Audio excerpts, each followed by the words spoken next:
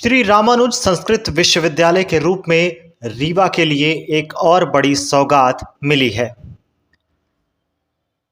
रीवा के लक्ष्मण बाग में श्री रामानुज संस्कृत विश्वविद्यालय का शुभारंभ आज मुख्य अतिथि जनसंपर्क और पीएचई मंत्री राजेंद्र शुक्ला, सांसद जनार्दन मिश्रा और विशिष्ट अतिथि के तौर पर उपस्थित पूर्व मंत्री पुष्पराज सिंह की उपस्थिति में किया गया।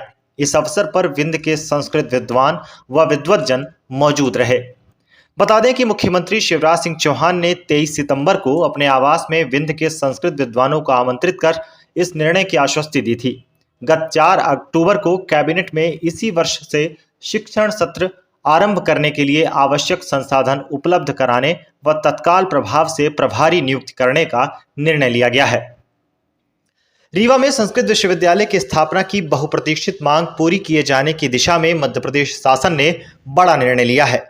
मध्य प्रदेश शासन उच्च शिक्षा विभाग के आदेश से रामानुज संस्कृत विश्वविद्यालय की स्थापना का मार्ग प्रशस्त हुआ।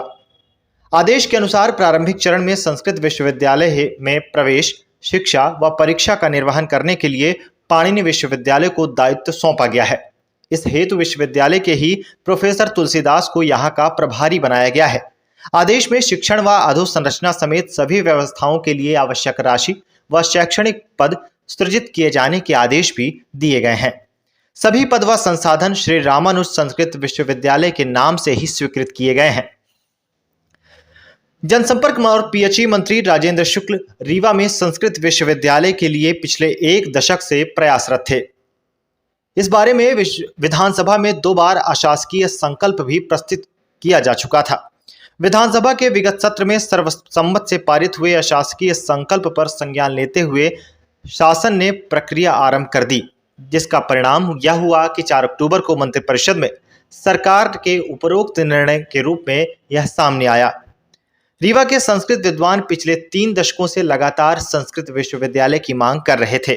लक्ष्मण बाग संस्थान महाराज विश्वनाथ सिंह के समय से उत्तर भारत में संस्कृत और वैदिक शिक्षा का प्रमुख केंद्र रहा है। संस्थान से अनगिनत संस्कृत विद्वान, वेदाचार्य, व्याकरणाचार्य व ज्योतिष शास्त्री यहाँ से पढ़कर निकले व देश विदेश में अपनी विद्वता प्रतिष्ठा पाई है।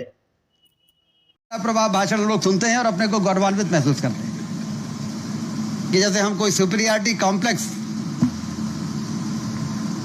लेकिन प्रधानमंत्री नरेंद्र मोदी जी ने हमारे हिंदी के गौरव को भी बढ़ाया। मैं विधायक बना तो कई ऐसे काम थे जिनको करने थे, उन सब कामों में बड़ा रहा। लेकिन जब संस्कृत विश्वविद्यालय की मांग को लेके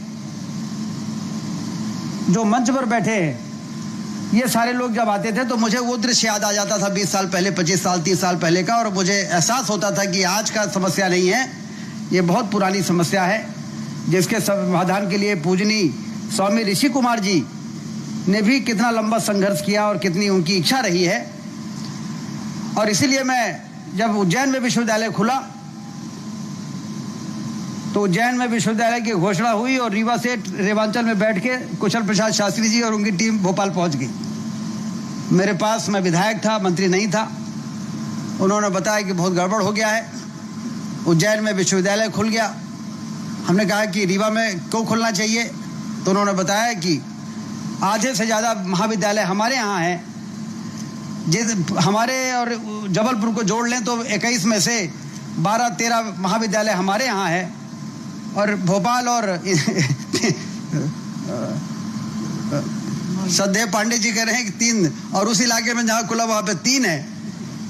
यह संतुलन हो गया है, ये बहुत गड़बड़ हो गया है। मैं उनको लेके मुख्यमंत्री निवास में गया और मैंने कहा कि हमारे यहाँ के ये सब आए हैं और ये कह रहे हैं। तो उन्होंने कहा कि अरे ये तो अब मैं वहाँ गया था, घोषणा करा लिया, अब घोषणा हो गई, अब क्या कर सकते हैं, आगे कभी देखेंगे। हमने कहा कि फिर अगले दिन हमने अशासकीय संकल्प लगाया विधानसभा में और मैंने कहा कि जब संस्कृत अपने संक्रमण के दौर से गुजर रही थी तो संस्कृत को बचाने का काम सबसे ज्यादा मध्य प्रदेश के किसी इलाके ने किया तो हमारे विंध्य क्षेत्र ने किया। आप पता कर लीजिए, विद्यालय सबसे ज्यादा हमारे यहाँ है, महाविद्यालय सबसे ज्यादा हमारे यहाँ है। और इसलिए यदि यहाँ पर विश्वविद्यालय नहीं खुलेगा और यदि संस्कृत हमारे क्षेत्र में कमजोर हो गई तो दूसरे इलाके संस्कृत को फिर बचाने के लिए सक्षम नहीं रहेंगे और फिर एक गंभीर समस्या का सामना हमारे समाज को करना पड़ेगा। मानव जीवन के कौन सा ऐसा संस्कार है जो बिना संस्कृत के हो सकता है? जन्म से लेकर मृत्यु तक।